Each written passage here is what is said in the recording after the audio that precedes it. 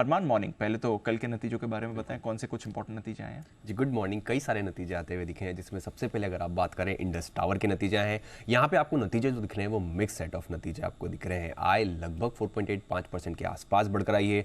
Margin अगर आपको देखेंगे थोड़े से कम होकर आए, 51% से कम होकर लगभग 49.7% के आसपास आते हुए दिखे हैं। और मुनाफे में भी 3.5% के आसपास की आपको कटौती दिखेगी।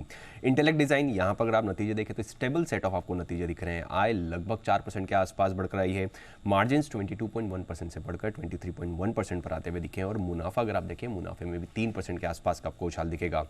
इंडियन होटल्स यहाँ पर मिक्स सेट ऑफ नतीजे दिख रहे हैं। आय हालांकि 16% के आसपास बढ़ी है। मार्जिन जो है वो कम हो गया है, 30% से कम होकर 28% पर आते हुए दिखे। हालांकि अनुमान अगर आप देखें तो लगभग 30% के आसपास का ही अनुमान था।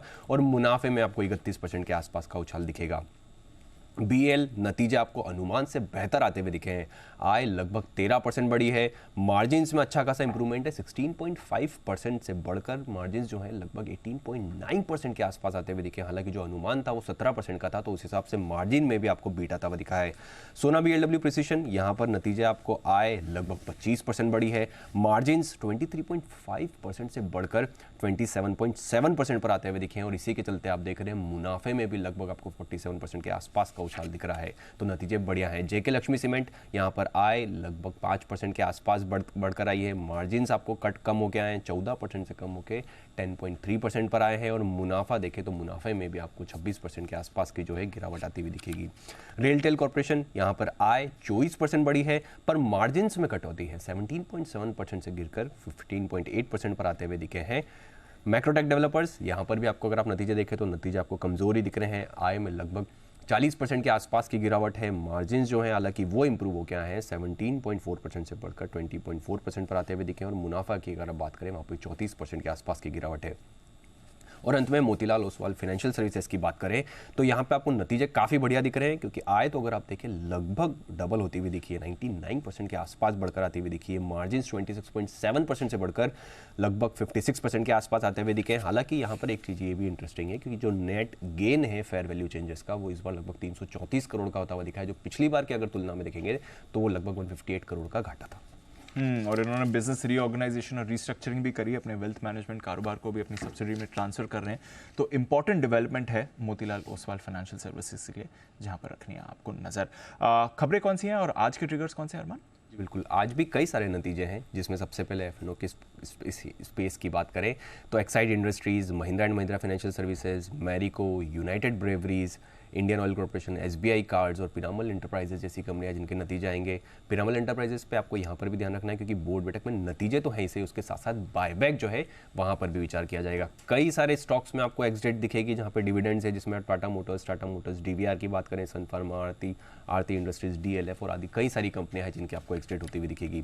यथार्थ हॉस्पिटल एंड ट्रॉमा केयर, जिनका आईपीओ का आज तीसरा और आखिरी दिन है, वहाँ पर ओवरऑल सब्सक्रिप्शन अगर आप देखें 3 गुना से ज़्यादा बढ़ता हुआ दिखा है, जिसमें अगर आप रिटेल का हिस्सा देखेंगे वो 3.5 टाइम्स, एनआईए का हिस्सा जो है वो लगभग 6 गुना 6.1 टाइम्स बढ़ता हुआ दिखा है। और क्यूआईबी लगभग 29% के आसपास बढ़ा है।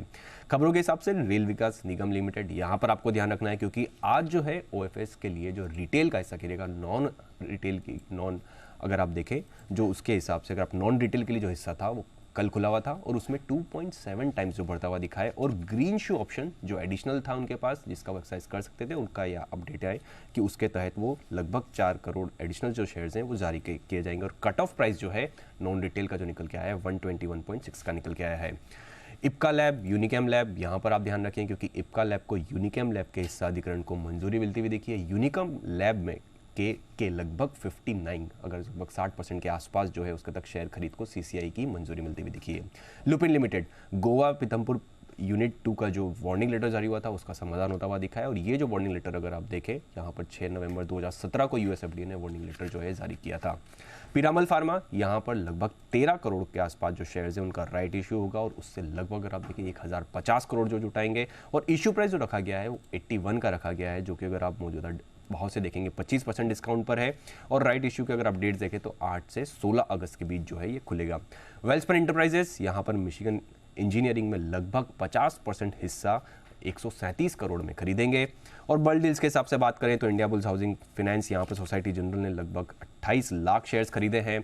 मास फाइनेंशियल सर्विसेज, यहाँ पर पीजीआईएम ने लगभग 6.8 लाख शेयर्स बेचे हैं। सोसाइटी जनरल ने लगभग अगर आप देखें 6 लाख के आसपास शेयर्स खरीदे हैं। और नेटवेब टेक इंडिया जिसका कल आईपीओ के लिस्टिंग हुई थी, यहाँ पर फंड की बाइंग्स आती हुई दिखी है, जिसमें आप एशियन फंड ने लगभग 28 लाख शेयर्स खरीदे हैं।